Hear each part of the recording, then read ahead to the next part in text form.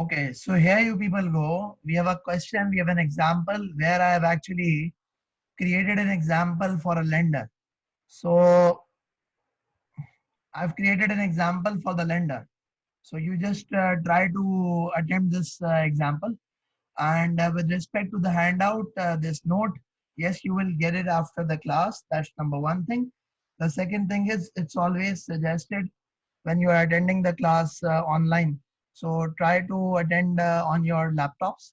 That's make it more easier for you. And secondly, try to take the snapshot of whatever examples or whatever the slides that we go about, because that actually helps you out. So let's try to attempt it. And always try to keep a paper, pen, and a calculator alongside you people. So that's actually going to give you a more of a classroom type of environment. Okay, so let's just start discussing about it. It says a business wishes to deposit 2.25 million for a period of 4 months in 5 months from now. So what does it say? It says a business wishes to deposit 2.25 million for a period of 4 months in 5 months from now. So that means this is basically the time period now. You will deposit in 5 months for a period of 4 months. So the relevant FRA is going to be 5-9. The relevant FRA is going to be 5-9.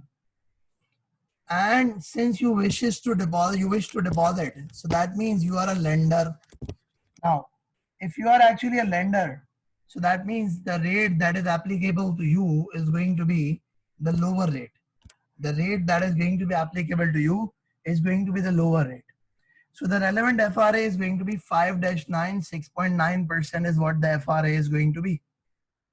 Now, in case if you deposit the funds at 6.5%, so you get 0.4%. But if you deposit the funds at 7.9%, that means you pay 1%. That means what happens is you pay 1%. You actually pay 1%.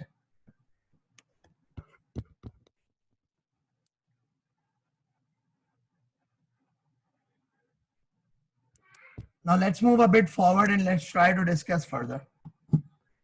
So basically what is going to happen is that this is what we have got. We've got 0.4% and we've got -1%. Now let's move further. So if I try to discuss further, so what is actually going to happen is we've got this case number 1 and we've got case number 2. What would happen with respect to case number 1? What would happen with respect to case number 2? The interest income that you will get is what? The interest income that you will get in case number 1 is going to be 6.5% less 0.4%. So it's going to be 6.5% less 0.4%. And then it is going to be multiplied with what? Multiplied with 2.25. And then you are going to be multiplying it with 4.12. Why? Because the funds are actually being deposited for a period of 4 months. So it's actually going to be 4.12. Now what next is there? So what is actually going to happen is you would say it's 6.5 less 0.4. So 6.1% multiplied by 2.25 million and multiply by 4 and then divided by 12. So it turns out to be 45,750. How much does it turn out to be? 45,750. That's what the interest income is going to be. And then you would receive the settlement under FRA. Then you would receive the settlement under FRA. So what is the amount of settlement that you would receive under the FRA? So let's try to discuss this. The amount of settlement that you would receive under the FRA is going to be 0.4% into 2.25 million multiplied by 4 divided by 12. It's 0.4% into 2.25 million multiplied by 4.12. So 2.25 million multiplied by 0.4% multiplied by 4 divided by 12.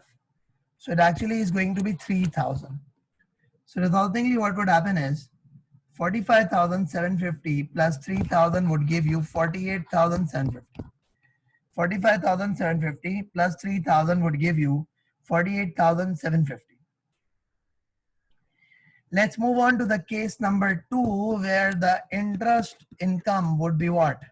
It's going to be 7.9% less 0.4%. Multiply by 2.25 million, multiply by 4 upon 12.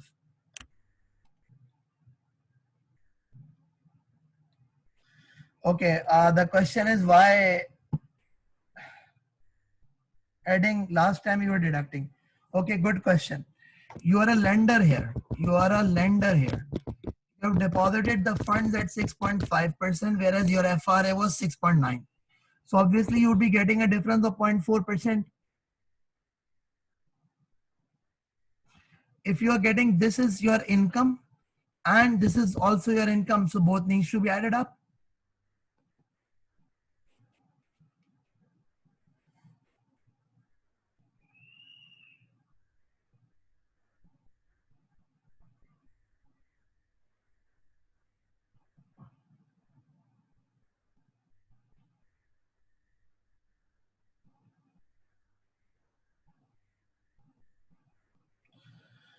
Whereas in the second case, what is actually going to happen is there is actually going to be 56,250. That's what the interest income is going to be.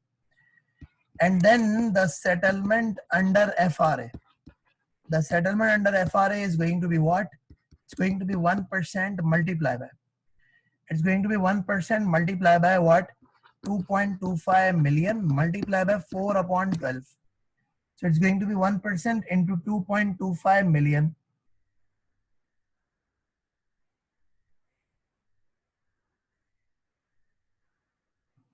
So resultingly, it's going to be 7,500.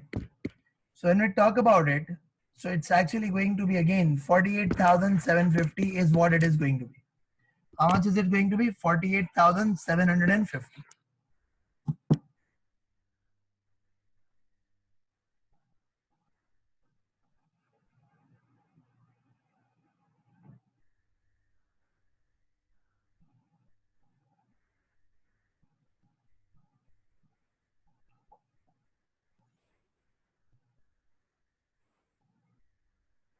So 48,750.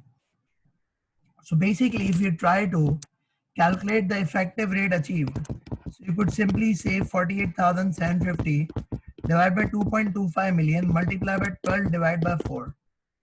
So what is it going to be? 48,750 divided by 2.25 million. So it's actually 48,750 divided by 2.25 million.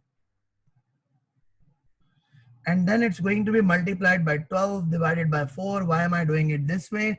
Because I need to annualize the rate. So we end up achieving 6.5%. Now what is this 6.5%? This 6.5% means that we actually entered into an FRA with a LIBOR of 6.9%, and then our spread is 0.4%, so we end up getting 6.5% here. Yes, 6.5% is the effective rate. 6.5% is the effective rate through this specific forward rate agreement. Is it okay to everyone?